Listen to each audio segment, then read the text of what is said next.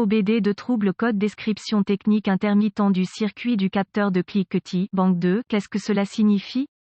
Ce code de diagnostic DTC est un code de groupe motopropulseur générique, ce qui signifie qu'il s'applique aux véhicules équipés d'OBD de Dodge, Ram, Ford, GMC, Chevrolet, VW, Toyota, etc. Bien que génériques, les étapes de réparation spécifiques peuvent varier selon la marque, le modèle. Dans les moments où j'ai été confronté au diagnostic d'un code stocké P033E, il a été révélateur du module de commande du groupe motopropulseur PCM, détectant un signal de capteur de cognement intermittent pour le groupe de moteur 2. La désignation du capteur de cliquetis 4 peut désigner un capteur particulier, dans une configuration à capteurs multiples, où elle peut pointer vers un cylindre spécifique. La banque 2 se réfère à la banque du moteur qui ne contient pas le cylindre numéro 1. Consultez une source fiable d'informations sur le véhicule pour la configuration du système de capteur de cognement pour le véhicule en question, en général enfilé directement dans le bloc moteur. Le capteur de cliquetis est un capteur piézoélectrique. L'emplacement des capteurs dans un système multi-capteurs peut varier selon les fabricants, mais la plupart se trouvent sur les côtés du bloc, entre les bouchons de congélation de la chemise d'eau. Les capteurs de cliquetis qui se trouvent sur les côtés du bloc moteur sont souvent vissés directement dans les passages de liquide de refroidissement du moteur. Lorsque le moteur est chaud et que le système de refroidissement du moteur est sous pression, le retrait de ces capteurs peut entraîner de graves brûlures du liquide de refroidissement chaud. Avant de retirer tout capteur de cliquetis, laissez le moteur refroidir et jetez toujours le liquide de refroidissement correctement.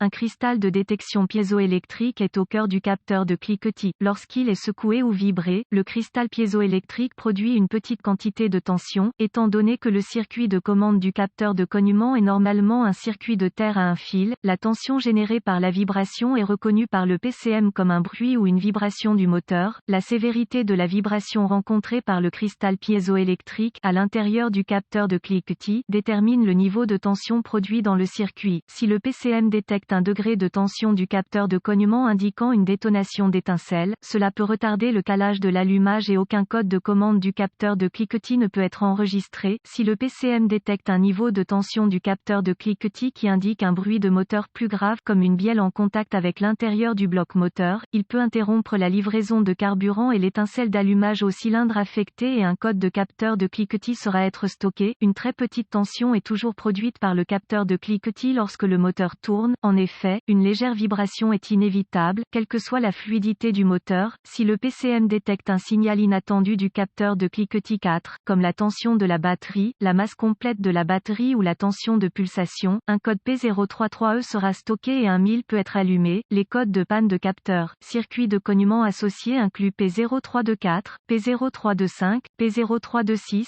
P0327, P0328, P0329, P0330, P0331, P0332, P0333 et P0334. Gravité du code et symptômes. Un code enregistré P033E peut être le signe d'une grave panne interne du moteur. Pour cette cause, elle doit être traitée avec une certaine urgence. Les symptômes de ce code peuvent inclure diminution des performances du moteur, hésitation lors de l'accélération, bruit fort de la zone du moteur, diminution du rendement énergétique. Les causes potentielles de ce code à définir sont les suivantes: capteur de cognement défectueux, dysfonctionnement interne du moteur, allumage raté, carburant contaminé ou de qualité inférieure, carburant défectueux, cognement défectueux, câblage ou connecteur de commande du capteur PCM défectueux ou erreur de programmation PCM. Procédure de diagnostic et de réparation. Pour diagnostiquer un code P033E, un scanner de diagnostic, un voltomètre numérique et une source d'information fiable sur le véhicule seront nécessaires. Si le moteur donne l'impression de cogner ou d'être excessivement bruyant, résolvez ce problème avant de tenter un diagnostic pour tout code de capteur de cognement. Consultez la source d'information de votre véhicule pour les bulletins de service technique (BST) qui coïncident avec le S symptôme S affiché S et le S code S stocké S dans le véhicule en question. Si le problème que vous rencontrez est commun, le BST correct peut aider à établir un diagnostic réussi.